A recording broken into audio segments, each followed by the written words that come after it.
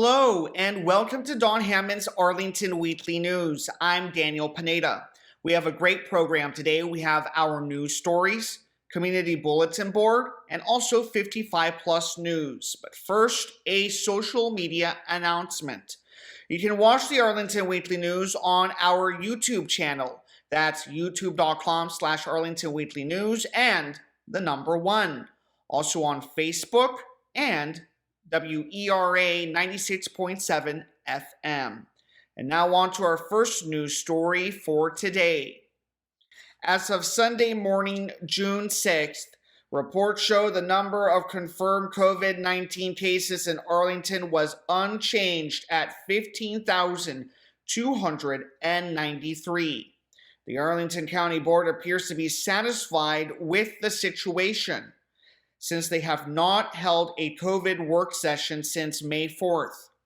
However, we at Don Hammond's Arlington Weekly News would continue to monitor the situation in case of a post-Memorial Day surge.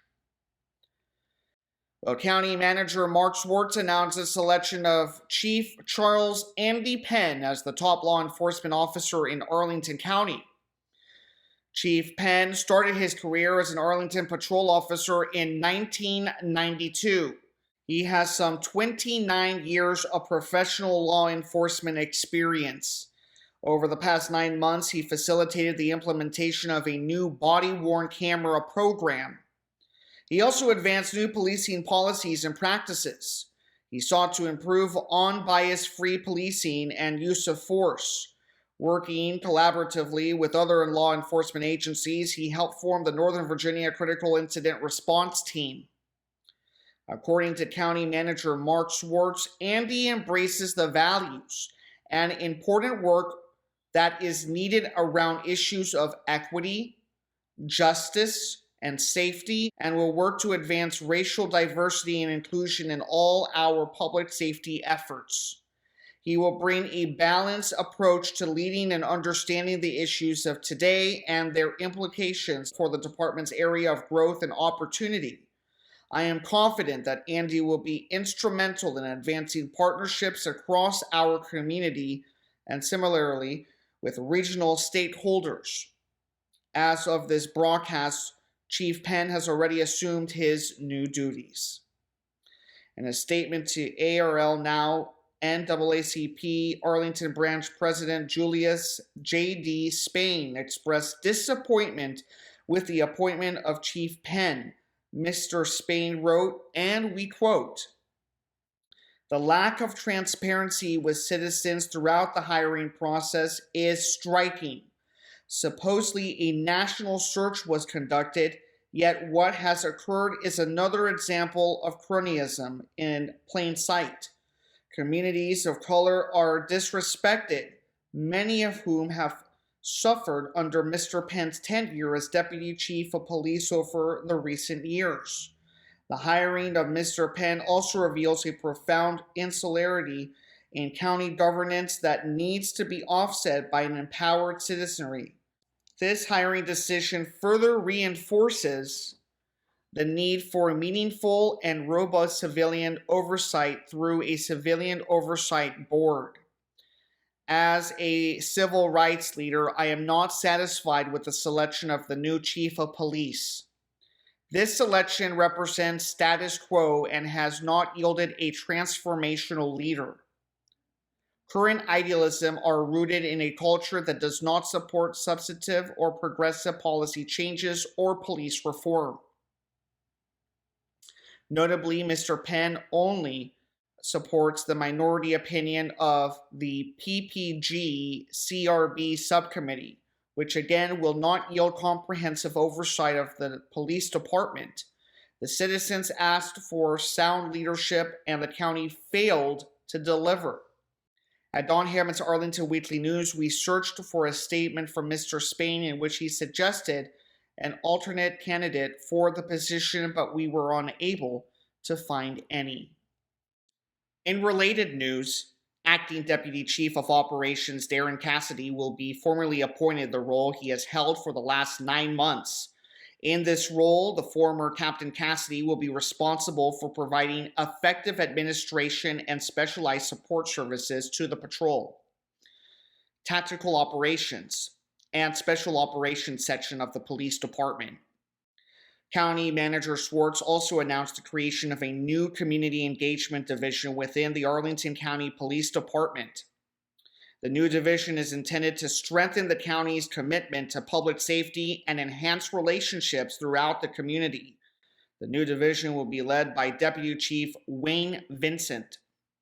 He will be responsible for coordinating the department's engagement-focused units and programs, including the Community and Business Outreach Units, Arlington Restaurant Initiative, and the Homeless Outreach Program. The division will work with the county manager's communication and public engagement team and other departments on what they describe as key areas of importance. And now on to our next news story for today. In other news, a large number of historical Arlington documents are now more readily available for residents, businesses, and serious researchers. The Arlington County Circuit Court Clerk's Office recently completed a project that enables access to an additional 540,000 documents from over 900 deeds books via the county's Land Records Search website.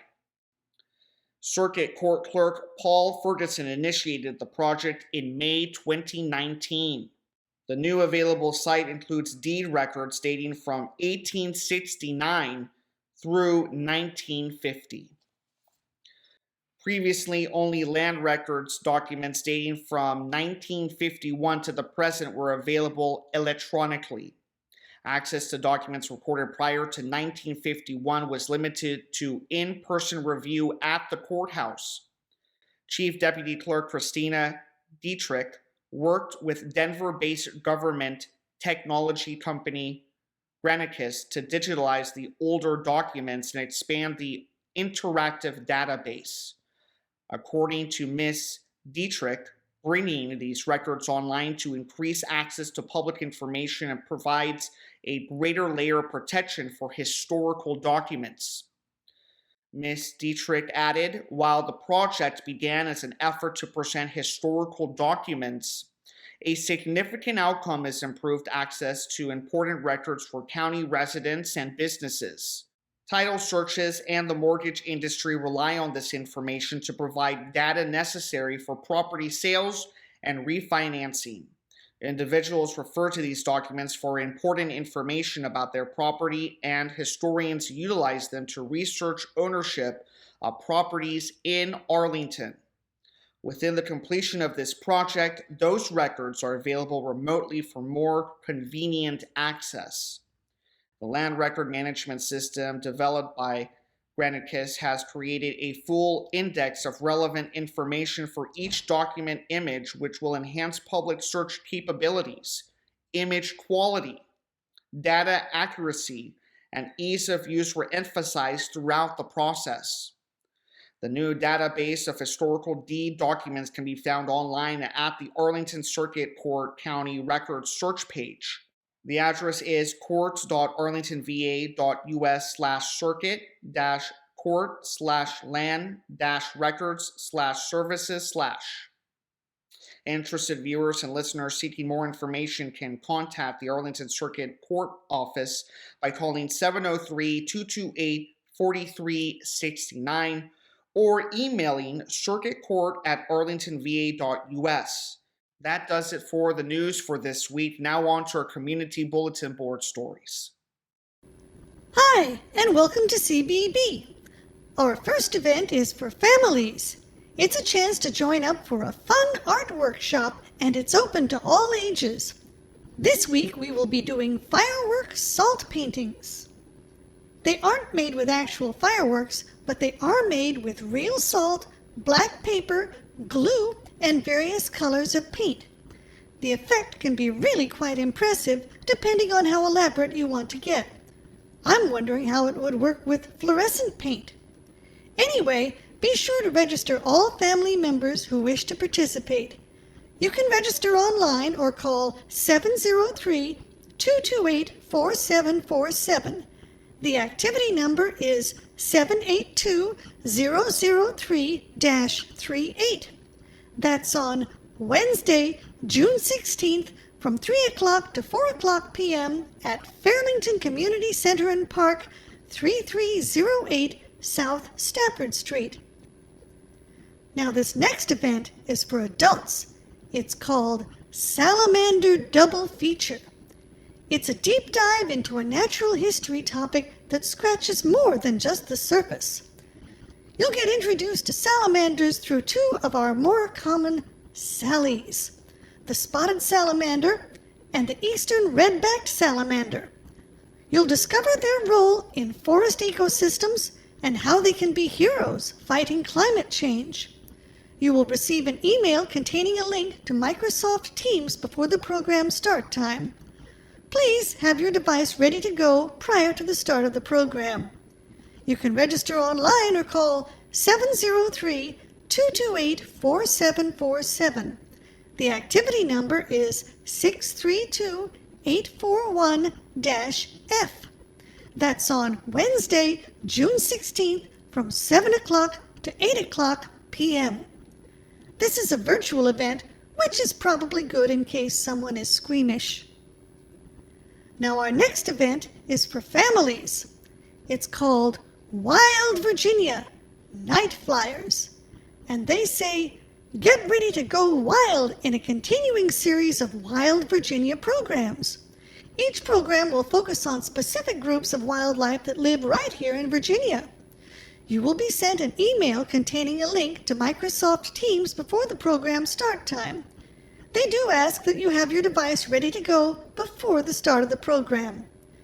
You can register online or call 703-228-4747. That's activity number 632951-0. And that's on Thursday, June 17th from 7 o'clock to 8 o'clock p.m. This is another virtual event. Our last CBB event is for families. Join up for a new version of Firefly Festival. This time they're calling it Firefly Prowl. That's because this year you will prowl the meadow of Fort C.F. Smith in a circuit, visiting presentation tables, and then take a night hike through the forest in search of fireflies.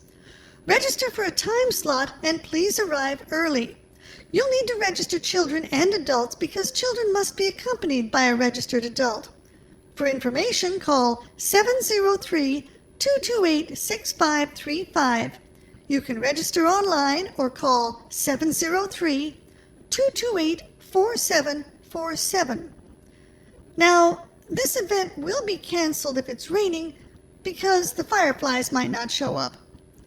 That's on Sunday, June 20th, but there are several time slots.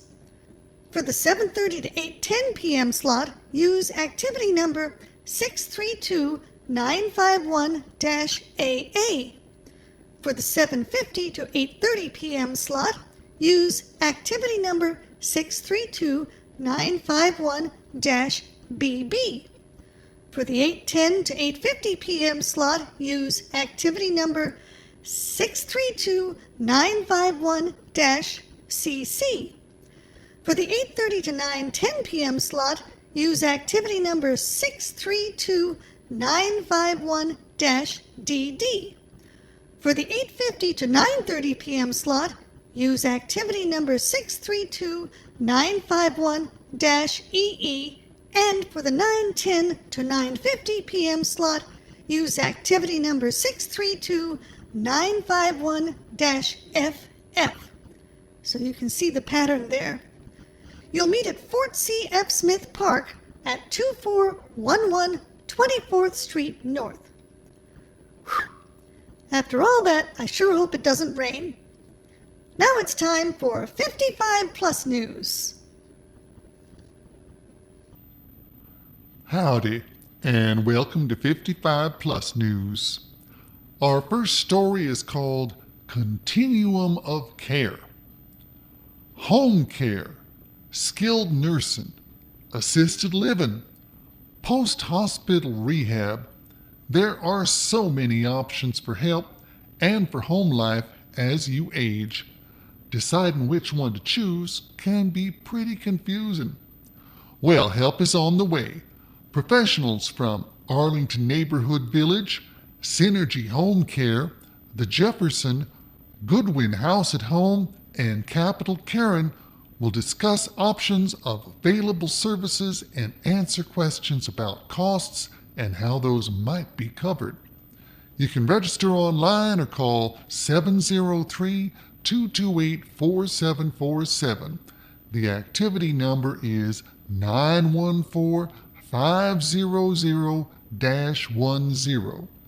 That's coming up on Tuesday, June 15th from 1 o'clock to 2:30 p.m.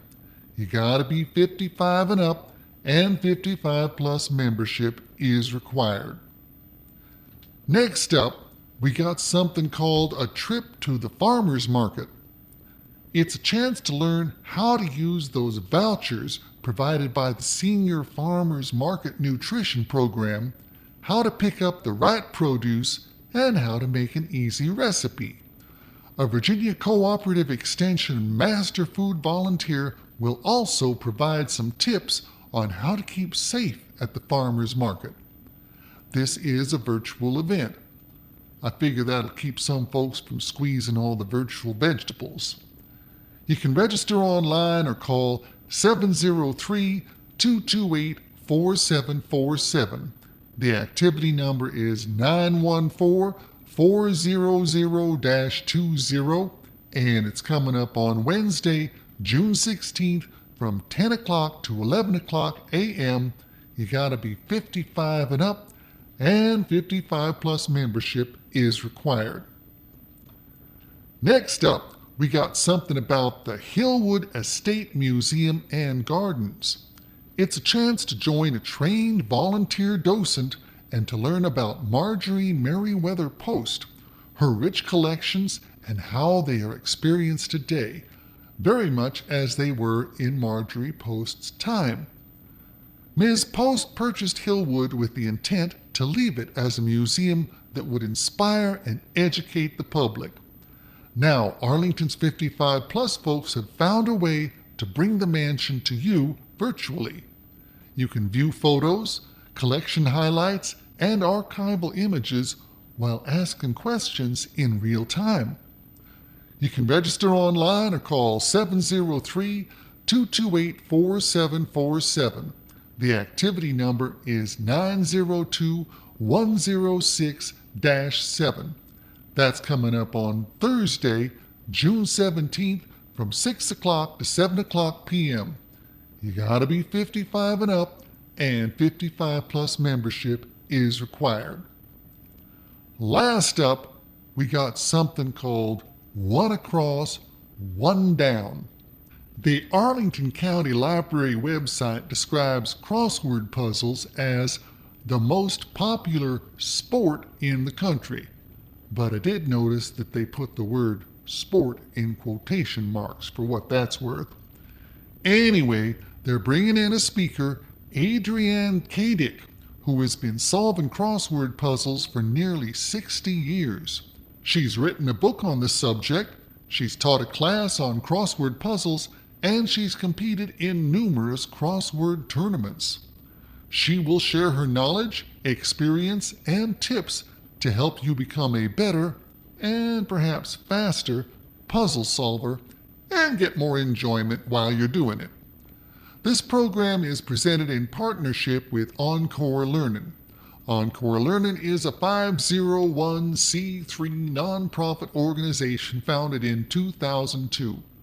They offer a wide variety of college-level non-credit courses, clubs, special events, and activities to help meet the continuing educational and social interests of anyone over age 50, regardless of residence location. You can connect to the event online via, get ready for this, Zoom://us02web.zoom.com/. US/J/842-680-52749. Or you can just dial in by phone for the audio at 301-715-8592. The meeting ID is 842-6805-2749. And don't worry, you can find all these numbers on the library website under Events. That's on Monday, June 21st from 3 o'clock to 4 o'clock p.m. And it's recommended by the library for ages 55 and up. But the site says you can sneak in if you're over 50. Anyway, that's all I got for 55 Plus News.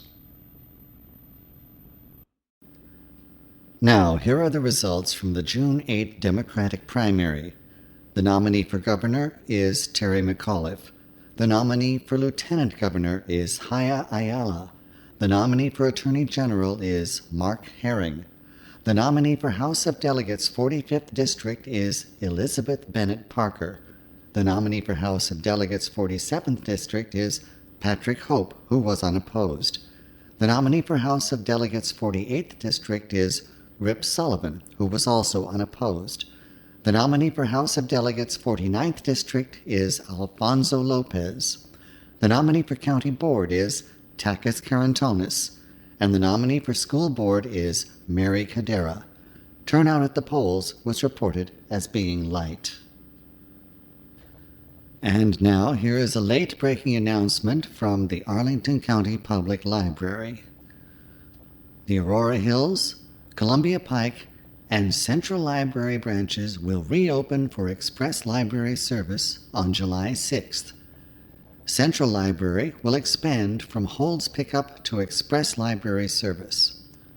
Operating hours will be announced closer to the opening date. All open branches will prioritize access to library collections. Meeting rooms, spaced seating, and public PCs will be reinstated as soon as staffing allows. Story time will resume branch-wide once staffing increases. The Center for Local History at Central Library will be open by appointment later this summer. Further service expansion is planned for this fall. Cherrydale and Glen Carlin libraries will reopen in fall of 2021. Programming will expand across the library system as staffing increases. Here are some additional service updates. The Shed, the library's seasonal garden tool lending service, will remain closed for the 2021 growing season for staffing reasons, with plans to reopen in 2022. The Shop, the library's makerspace, will remain closed until staffing allows for increased levels of programming. The Plaza branch will remain closed in preparation for a long-planned expansion and renovation. Now we have some commentary. The following is from an Arlington County staff report. With the Arlington County Board's support in July 2020, the Lee Highway Alliance embarked on an extensive planning and public engagement effort to recommend a new name for Lee Highway in Arlington. This process culminated with a final report in December 2020. At that time, the selected choice for the renaming was Mildred and Richard Loving Avenue. However, in vetting the selection by way of conversations with direct descendants of the couple, it was determined that the family was not in support of the name's use. With foresight, the Lee Highway Alliance working group process included a list of other top choices for renaming. The second-ranked choice and current recommendation is John M. Langston Boulevard. The recommendation is being further abbreviated to Langston Boulevard to assist with operational considerations including wayfinding, character limitations on existing signage, and to avoid undue financial costs which would be incurred if the entire name were to be included as part of the existing sign portfolio managed by the Virginia Department of Transportation.